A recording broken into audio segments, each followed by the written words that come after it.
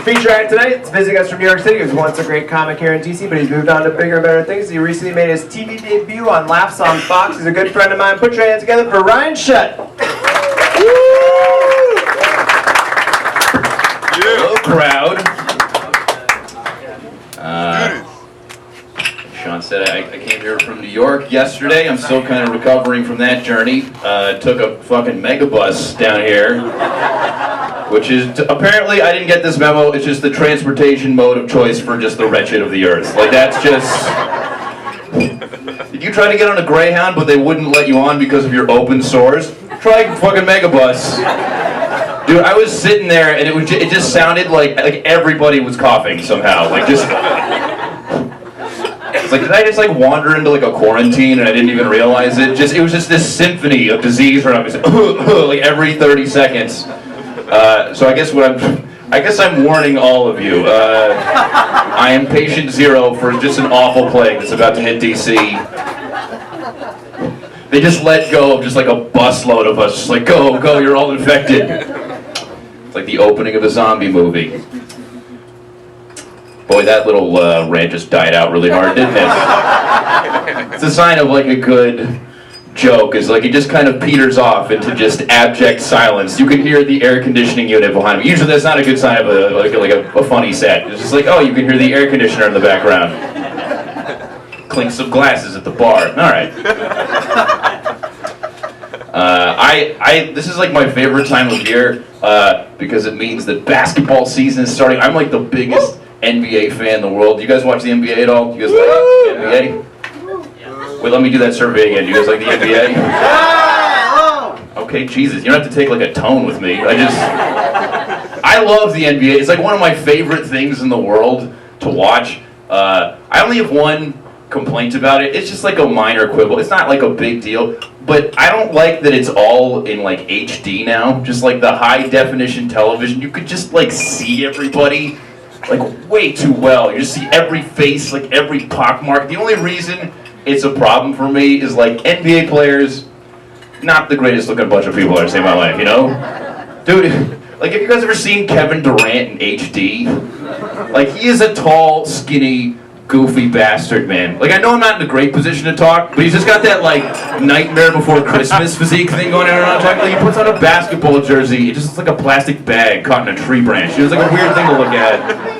But, like one of my favorite people, like in just across all fields of everything, is I love LeBron James. He's like my favorite thing in the world to watch him do anything. But like when you watch him in HD for too long, like you notice the age of his head doesn't really match up with the age of his body. You know what I'm talking about? So like from like the neck down, he's got that like shiny, muscular like Carl Weathers from Predator body, you know? And then from like the neck up, it's just like present day Danny Glover. Because what I'm talking about, just like it's like somebody cast a curse on his head in exchange for basketball powers at some point, like at a crossroads back in the 20s. But to me, I think the worst looking player, possibly in NBA history. He's retired now. I think they should put his jersey up in the Raptors for just like what an ugly mug this dude has got. It's Steve Nash. Steve Nash has got a bad looking face. Like, just to put it like in terms you'll understand, like Steve Nash, he's got like one of those faces where when you look at him, you're just very aware of the fact that he's got a skull. Do you know what I'm talking about? It's just this like taut skin mask over bone. I mean, like, have you guys ever seen anybody pet a cat too hard? Do you know what I'm talking about? Just that like, he's got this face like he's just like always skydiving. Do you know what I mean? Like they're just like always G-force acting on him. He's weird to look at. One of my other pretty much the only thing I watch other than NBA is I fucking love nature documentaries. Like this is the only thing I watch other than the NBA.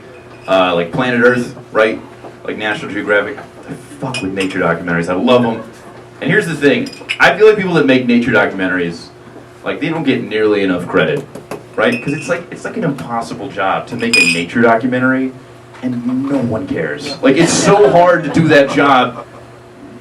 In my book, the people that make nature documentaries, like they're saints. Like they gotta be to do that job day in and day out and not flip out like all the time. Like if they had my personality and were tasked with making a nature documentary, you'd be watching one, and the narrator would be like, "This is the Andean spotted panther. We spent over 7 years in the wilderness just to capture one glimpse of this elusive cat. No one has captured him on film before.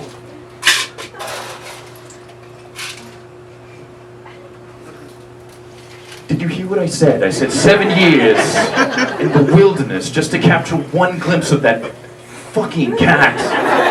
I was away from my family for 7 years. I missed the birth of my son. He calls me David now, not Dad. David because I missed his birth. You kind of fast forward to hopefully skip the breakdown. He's like, 7 years I was in the wilderness, why? I went to Juilliard for Shakespeare. What am I supposed to be doing with my life right now? This isn't even my real accent. I'm from Jersey, man. They just pay more if you sound British. It's fucking bullshit. Fast forward again. He's like, I don't know what happened, man. I was supposed to be in movies by now, but it didn't work out. Our plane crashed in the Andes, man. It was terrible. We had to eat one of the camera guys. He was my best friend, but he was the weakest what? He was the weakest what? And people at home are watching like, I don't understand why we insist on smoking weed before watching these. It's really backfiring on us right now. Hard. It's going bad. Yeah. Like I mentioned before, I live in New York now, but for like pretty much my entire life before this, I lived in D.C.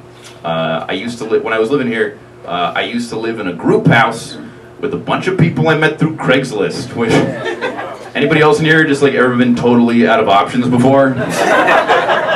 It's bad, man. Well, like when you choose your roommates through Craigslist, like all you really got in common with them is you prefer to sleep indoors. Like that's pretty much all you got. Like, I lived, like one of my roommates was he was a survivalist, which, in a city, which is a fantastic fucking logic for like what that is.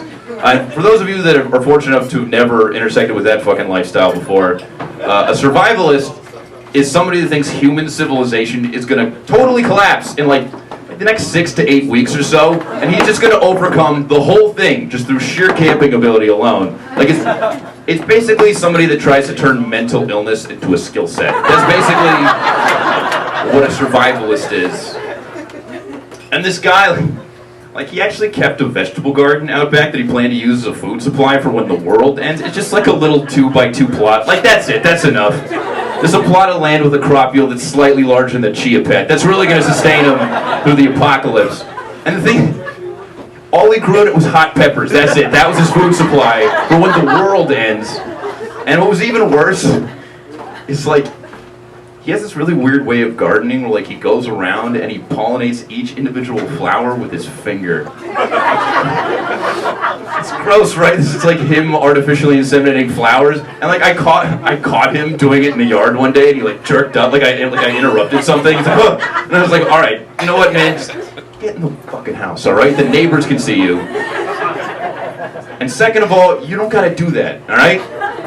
Bees do that, man. Bees will evolve for millions of years, just to do that one thing. They got it covered, man. Come on, dude. And he's like, oh, the bees don't come around anymore, man. I'm like, I don't fucking blame him, man. If I was a bee and I flew in this yard and I saw you just like, I'd be like, all right, that's it. The queen didn't say anything about the guy that finger blasts flowers, man. This is all I know how to do. This is who you got replacing me? Really? Is this guy? You know what? I'm going to go out with some amount of dignity in my life. I'm just going to sting him and kill myself. How about that? Yeah. I didn't get along with my roommates, if that isn't immediately apparent. One of my other roommates, she was like this like really, really militant environmentalist. And we butt heads a lot. So it's like this one time, I did something that I thought was nice for the house. It was pretty considerate of me as a roommate. I bought a bunch of paper towels, and just put them out on the kitchen table, and was like, "Yeah, good for you, Ryan." Like, just like let the roommates react to that how they will. Let them thank you in their own time. And I just went off, and I came back a couple hours later and just found this like hateful note just written on, like directly on the packaging, so it's not like I could even return it. Just like in Sharpie, just like 100% virgin forest used, 0% recycled, not very environmentally friendly, which is like underlined like 6 times. And I was just like, It made me so mad. I was like, I don't know why this thought is popping into my head right now. But you know what's like super environmentally friendly?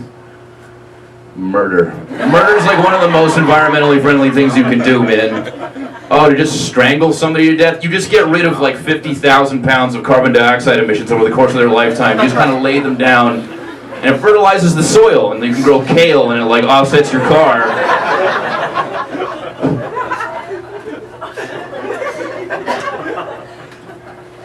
Yeah. People shit on the guy, but Ted Bundy, fantastic environmentalist. Like, he ate people. That's like zero carbon footprint behind, man. Yeah. This is a crowd full of good-looking young professionals. You guys on LinkedIn? Yeah? I think that's the worst site on the entire internet. I can't fucking stand LinkedIn. Here's why. I really don't like it because it just crushes me personally, because it's the only social media site that actually tells you how many people have visited your profile. And I checked on mine and it said, Ryan, 2 people have visited your profile in the last 60 days. It's just like, God damn, that is brutal, man. Nobody's ever calculated like exactly how lonely I am before and put in like a figure like that. I was like, that's gotta be wrong. There's more people that are interested in me than that, right? Like, surely there's gotta be. And I clicked on it, they're like, nope, it's 100% accurate. In fact, here's a graph of just kind of like the last couple of weeks. It's a straight line, it's kind of hovering around 0. There's a little bit of a blip when some Nigerians are trying to scam you, but otherwise, nobody at all is interested, man. Just cancel that birthday party you got coming up. It's gonna be sad. It's gonna be populated entirely by fictional African princes. Only people showing up to your birthday party. Yeah, and I'm not pleased with LinkedIn. I also, it's the reason I don't like the site either. Like, I'm not really happy in like my career, just like generally. And the reason I can tell that I'm like not happy with my job right now is that like most of my Netflix recommendations are just movies about coke dealers. Because for me, that's just career porn. Like, the first 45 minutes of a drug movie, the career arc of a drug dealer is just spectacular. It's just like vertical. He starts from nothing and just like, he's just buying speedboats and shit. It's just amazing. And the thing is I can't watch them anymore. I've seen too many, and I know how my career has gone, and I just don't believe it anymore. I can't see myself in those movies anymore. Like, I know that if they made like a coke dealer movie based on my career trajectory, it'd just be like 2 hours of like a drug dealer in like a performance assessment meeting with his boss, where the guy's just like, yeah, Ryan, like, you're selling the cocaine, but like, I feel like you're not passionate about selling the cocaine. You know what I mean? Like, you've been with us for about 3 years now. Like, we figured you would have made it to at least your first success montage by now. Like, that just hasn't happened for you. Pablo's been here for 3 weeks, and he's already got a Lamborghini and a speedboat, you know? You haven't done shit. Like, I know if like I tried my success montage based on like how my like sputtering career has gone, it'd just be like me getting rejected for a bank loan for like a jet ski while like Push It to the Limit plays in the background, you know? Wouldn't work out. It also doesn't help. I've got friends that like they're like much happier in their careers. And let me ask you this: have you guys ever caught one of your old friends with their new personality? Do you know what I'm talking about? Like, just like suddenly you start hanging out with an old friend again, and they have all these new aspects of their personality that you didn't agree to when you signed on to be their friend originally. Like, I started hanging out with one of my old friends again, and we haven't had a single conversation since we started hanging out again where he hasn't bragged about his salary to me. Yeah, it's really gross, but you know what the thing that's even worse about it is? It's not even like an impressive salary. Do you know what I mean? Like, it's a salary that everyone in the conversation can easily imagine having. You know what I mean? Like, I don't want to put like a numerical figure on it, but it's like the level of salary where if you went home to visit your parents, like, it'd make you stop stealing like toothpaste, but it's like not enough money to make you stop stealing towels. Do you know what I mean? Like, it's like right in that range right there. And he's like, it's like the type of money that makes you go like, I'm not shopping at Aldi anymore. It's strictly Safeway from here on out, man. And he's acting like it's like, you know, actually subscribed to HBO Go money. I'm like, nobody's got that kind of fucking money, man. It's only Saudi princes and Russian oligarchs. Those are the only people that legally watch Game of Thrones.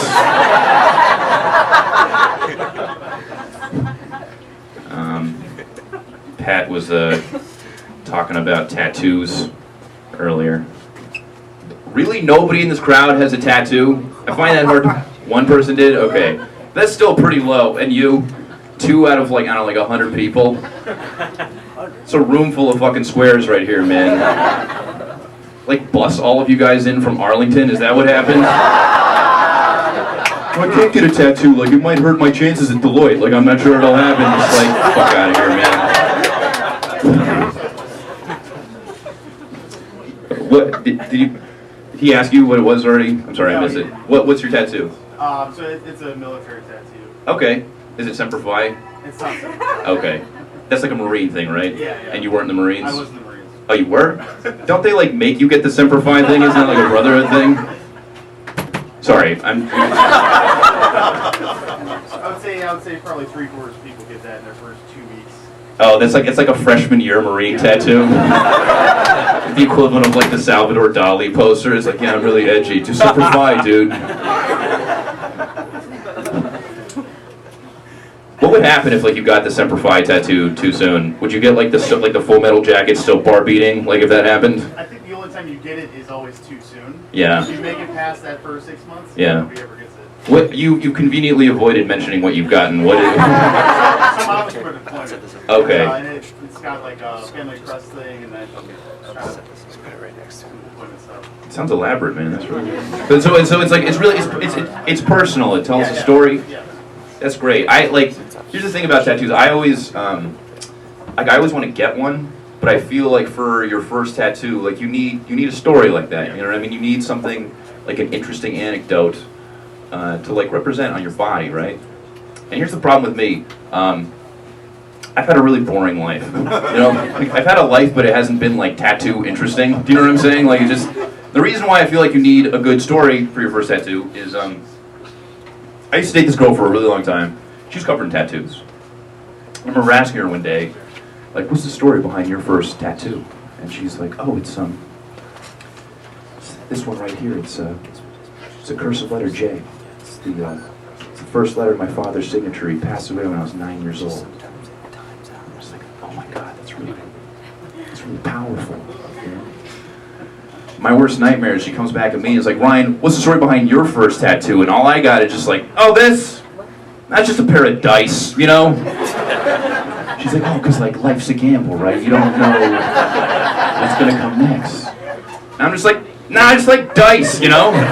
It's like that movie Memento. Sometimes I'm like, oh, I can't remember how I feel about dice. Oh, fuck yeah, dice are the best! I forgot.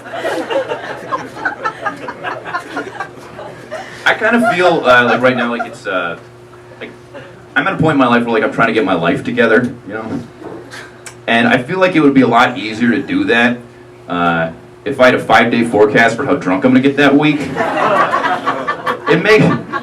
My drinking gets in the way of shit a lot, and like it'd be better if I could plan my life around those incidents, I like to call them. Like if I could like go into a computer or something, you know, and just like check on it and be like, oh, computer, like I got a doctor's appointment I got to schedule. Like, what's my drinking looking like for the next couple of days? Like a little guy pops down. I was like, well, Ryan, we got a nice little batch of sobriety for the next 2 or 3 days until about Wednesday, when fat chicks be advised there's a heavy whiskey front coming through.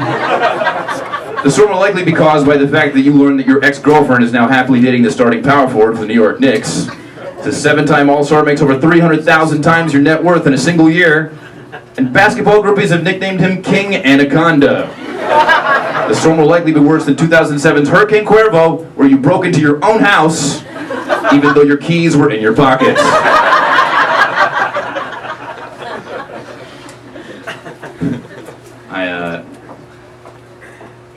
I like part of the reason why I'm trying to get my life together is like I'm just getting older, and like part of the one of the ways that like I'm trying to do that is I read a lot of self-help books, you know. And I've read so many of them at this point that they don't really work on me anymore, because I know what the formula behind like every self-help book is that I've ever read, and that is that all self-help authors are just batshit crazy, like they're completely nuts, but they're also geniuses though, because they realize that all they got to do to write like an unbelievable self-help book that just prints money is to take all the crazy narcissistic rants that are playing on loop in their head 24/7 and switch out all the I's and me's with yous and yours, right? So just proof of concept, book called Great title for a self-help book. Behold Your Glory. Ah. You went with the original title, though, Behold My Glory. That's just like something somebody yells before they shoot a politician. I mean, that's not really like a great self-help book title. There's other books in history that's applicable, right? Like, for example, Mein Kampf.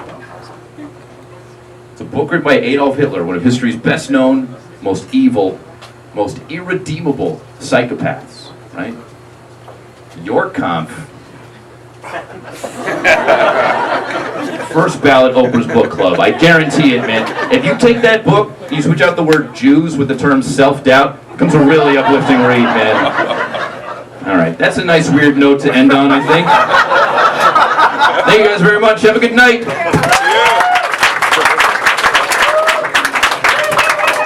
Keep it going for Ryan Schutt, guys. All right, let's take a minute.